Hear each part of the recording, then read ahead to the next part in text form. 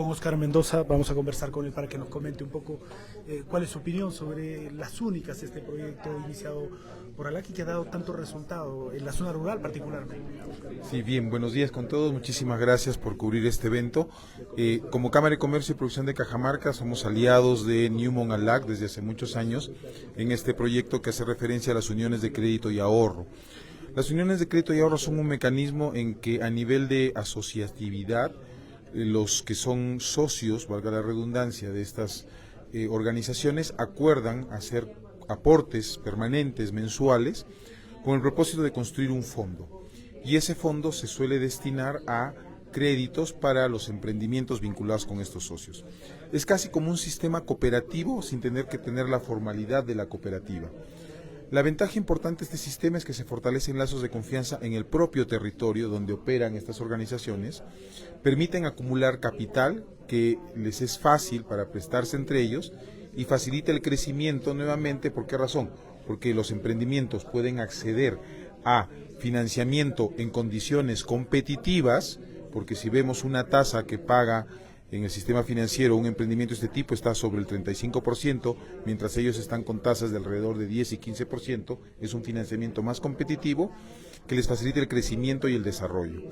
Este mecanismo es muy importante, ¿por qué razón? Porque ha servido como un mecanismo anticíclico durante la pandemia de la COVID-19, pero además es un principio donde permites desarrollar emprendimientos que después pueden tener una escala mayor y poder formalizarse. El gran reto importante que tenemos ahora como Cámara, junto con la Asociación Los Andes de Cajamarca, es ayudarles a dar el siguiente paso, a que puedan estructurar un modelo de negocio que sea competitivo en el mercado, a que puedan formalizar su actividad y a que puedan atraer inversión y generar empleo formal, que es lo que necesita Cajamarca. Esperemos que con la estrategia que se ha diseñado también para darle continuidad a estos emprendimientos más allá de la graduación, nos permita tener otra instancia muy importante de aprendizaje y ratificar este concepto de Cajamarca es única, y como lo mencionó José Luis Medina también en su intervención, de que Cajamarca es un laboratorio muy interesante desde hace muchos años para desarrollar política pública que después el gobierno nacional lo asumió. Pasó en un primer lugar con el programa de desarrollo de proveedores, luego pasó con los programas de certificación empresarial, ahora estamos con el modelo de las únicas terminando de empaquetar esta experiencia para que constituya una experiencia o una intervención nacional que facilite la lucha contra la pobreza. En el tema educativo, también en las universidades habría que cambiar de enfoque, ¿no? Quizás un enfoque emprendedor, empresarial, en todas las carreras de manera transversal, ¿por qué no? Bien, es interesante la pregunta porque también nosotros tenemos una experiencia muy interesante en Cajamarca. En UPN, por ejemplo, el tema de emprendimientos tiene una historia desde el año 2006. Ellos institucionalmente, cuando se incorporan a la red Laureates, empiezan a participar del Jess Maguire, que es un concurso internacional de planes de negocio, y han tenido oportunidad de llegar en 2 ocasiones a una final internacional para luchar por un premio de $500,000.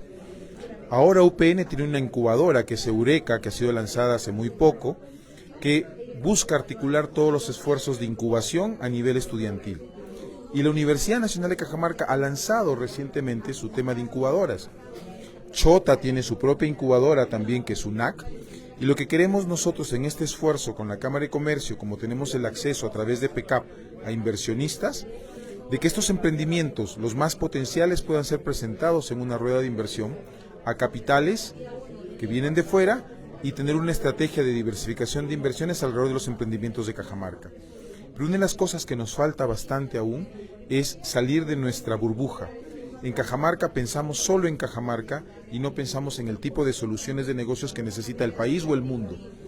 Y eso es porque nos hemos encerrado muy en nuestra propia burbuja y necesitamos, en el tema educativo, fortalecer las misiones educativas a otras universidades, fortalecer las misiones educativas a otros países, que nos permita ver otras realidades y juzgar el cambio que necesitamos proponer desde Cajamarca.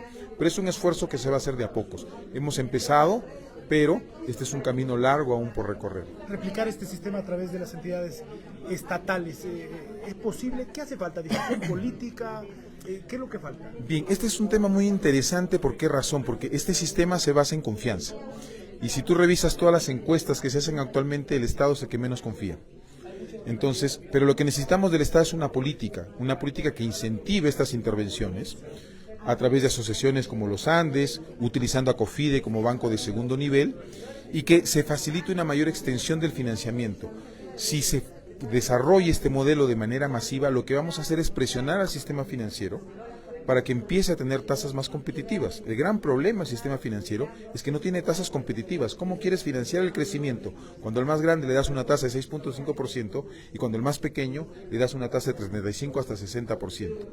Pero este sistema lo que va a hacer es introducir competencia en el mercado financiero para que los bancos realmente empiecen a competir o a sincerar las tasas que cobran a la micro y pequeña empresa. ¿Por qué cuando el Estado establece algún apoyo financiero, intenta implementar algún mecanismo como el Banco Agrario, como el Reactiva durante la pandemia, terminan fracasando y la gente termina quedándose con la plata y los emprendimientos se caen? Bien, es bien interesante. Yo creo que el tema de la banca de fomento es un mecanismo que genera un incentivo perverso. ¿Por qué razón? Porque tú sabes, el que recibe el crédito sabe que es dinero público. Entonces tiene el incentivo de no devolverlo. ¿Correcto?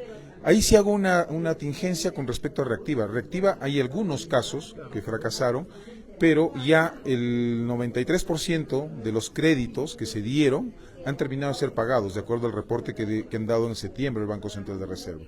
Entonces, Reactiva terminó siendo un mecanismo que tiene mucha incidencia. Incluso hay un artículo de un estudiante de la Universidad Nacional de Cajamarca que terminó siendo una tesis además, donde documenta el impacto positivo que ha tenido Cajamarca Reactiva en Cajamarca y especialmente con la micro y pequeña empresa. Es decir, hay algunas intervenciones que son diseñadas desde el Ejecutivo que no piensan muy bien el funcionamiento del sistema financiero.